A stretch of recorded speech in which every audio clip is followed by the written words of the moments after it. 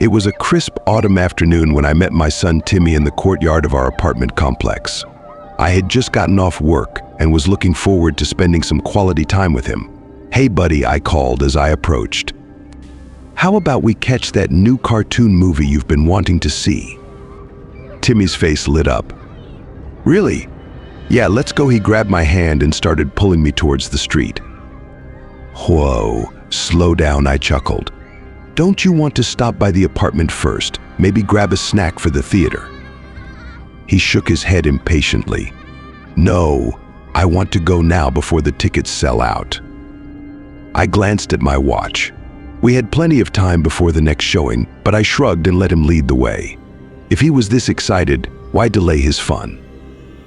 We walked the few blocks to the cinema, Timmy chattering the whole way about the movie and his day at school. There was a small line at the box office, but we got our tickets and headed inside. As we settled into our seats in the darkened theater, an uneasy feeling crept over me. Something felt off, but I couldn't put my finger on what.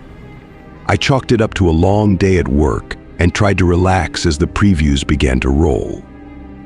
About halfway through the movie, I felt my phone buzz in my pocket. I usually never answer calls in the theater, but something compelled me to check the screen. My heart stopped when I saw the caller ID. It was Timmy, hands shaking. I stepped out into the hallway and answered the call. "Hello," I said, trying to keep my voice steady. "Dad," came Timmy's voice, small and frightened. "Where are you? Why aren't you home yet?" I felt like I'd been doused in ice water. I looked back through the theater doors at the little boy sitting in our row, engrossed in the movie. If Timmy was on the phone with me, then who was that with me? I'll be right there," I stammered into the phone before hanging up. My mind raced as I tried to comprehend the impossible situation. Had I imagined picking Timmy up, imagined our whole interaction? Was I losing my mind? I had to get to the bottom of this. I marched back into the theater and grabbed the boy who looked like my son by the arm. He turned to me, startled. "Dad, what? Who are you?" I demanded. "Where's Timmy?" The boy's face morphed into a twisted smile that no child should be capable of. "I'm right here, Dad," he said in a voice that was suddenly deeper, older. "I'm your son." I recoiled in horror, but his grip on my arm was like a vice. The theater around us seemed to darken and distort, the cheerful cartoon images on the screen melting into grotesque shapes. The other moviegoers faded away until it was just me and this thing that wore my son's face. "What do you want?" I asked hoarsely, paralyzed with fear.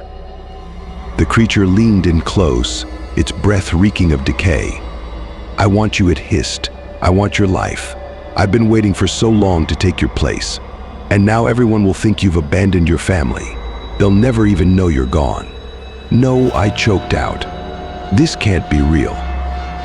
"Oh, it's real," the doppelganger chuckled darkly. "And there's nothing you can do to stop it. Your life is mine now." I don't remember how I broke free from the thing's grasp. I just know I was suddenly running, tearing out of the theater and through the deserted lobby, the creature's mocking laughter echoing behind me.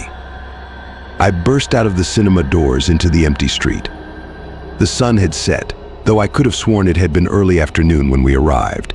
Time seemed to have no meaning anymore. I sprinted the whole way home, a journey that felt interminable. When I finally reached our apartment door, I was gasping for breath, my heart slamming against my ribs.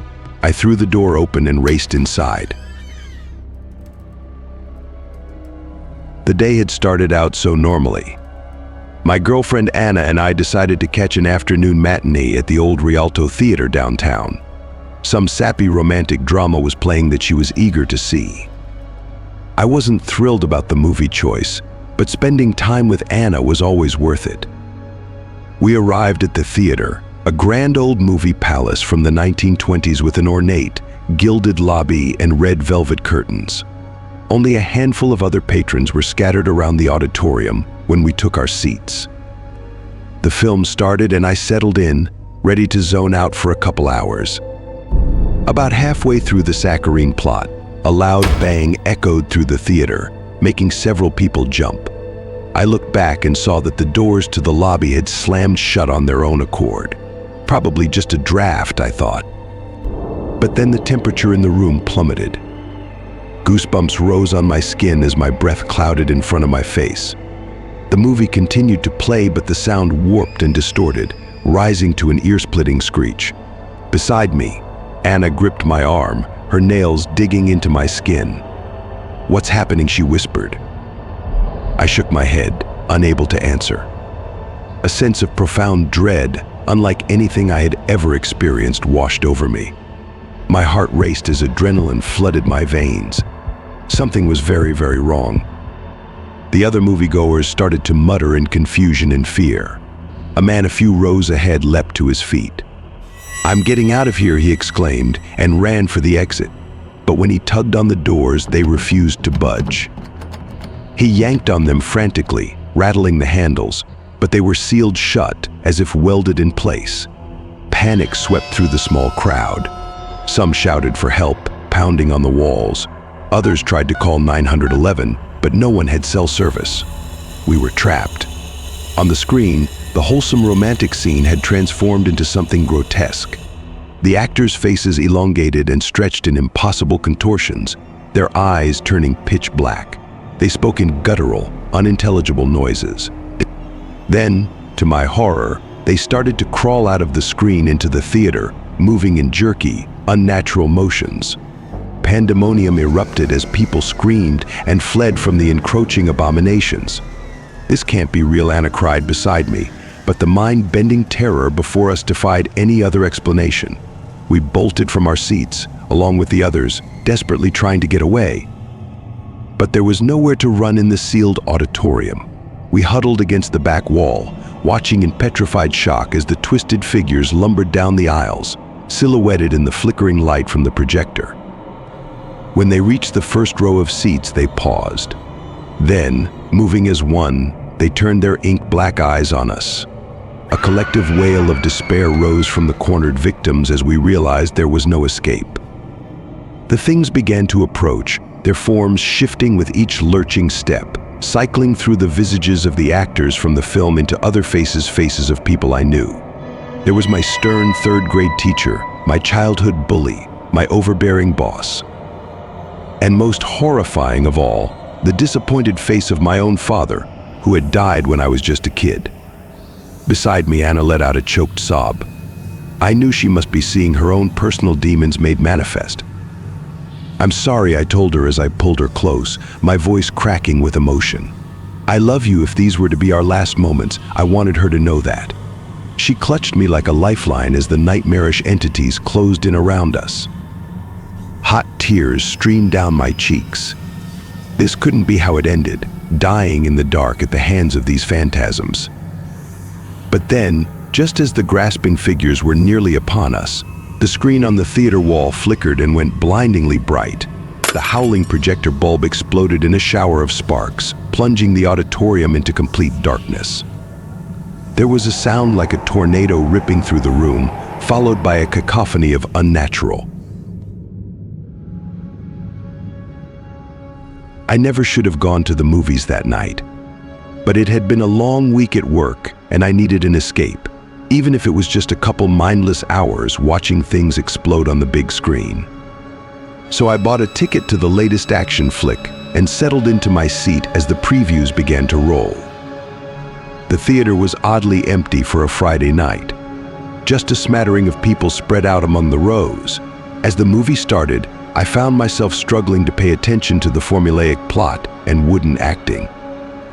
Bored, I let my eyes wander around the auditorium, curious what the other patrons made of this cinematic masterpiece. That's when I noticed something strange.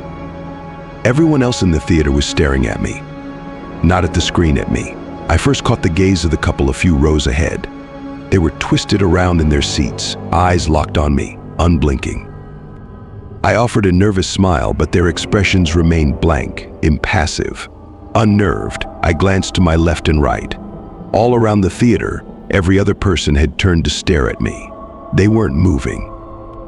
They weren't speaking, just silently fixing me with intense, unrelenting gazes. A chill spread through me as my unease sharpened into panic. Something was very wrong here. This wasn't just some prank or coincidence. This was creepy as hell. I needed to get out of there. I stood abruptly, mumbling an excuse as I edged out of my row. I expected the others to look away, embarrassed at being caught in their bizarre behavior. But they continued to track me with their eyes as I made my way to the aisle, their heads turning in unison. It was like being in a room full of mannequins, lifeless but for those relentless, staring eyes. I hurried up the aisle, skin crawling with the sense of being watched. I didn't dare look back. I could hear the movie still playing, an inane car chase with squealing tires and gunfire. But the rest of the theater was deathly silent. The only sound was my own ragged breathing as I pushed through the door to the lobby. To my relief, the bright lights and smell of popcorn in the lobby were comfortingly normal. A bored-looking employee was sweeping the garish carpet. I must have imagined it, I told myself, just my mind playing tricks on me in the dark. I took a few deep breaths, trying to slow my racing heart. Then I heard a creak behind me as the door to the auditorium slowly swung open. I turned and saw them, the audience from the theater, filing out one by one into the lobby. They moved stiffly, purposefully, like sleepwalkers, and they were all staring directly at me. Terror seized me and I bolted for the exit. I heard shouts of alarm from the cinema staff as I shoved through the glass doors and out into the parking lot. Behind me, that uncanny crowd spilled out of the theater entrance, a mass of blank faces with gleaming eyes fixed on me.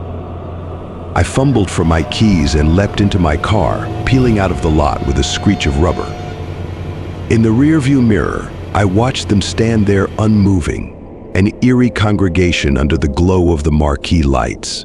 They made no attempt to pursue me, just watched as I sped away into the night. It wasn't until I was miles down the highway, pulse still pounding in my ears, that I began to process what had happened. Who were those people?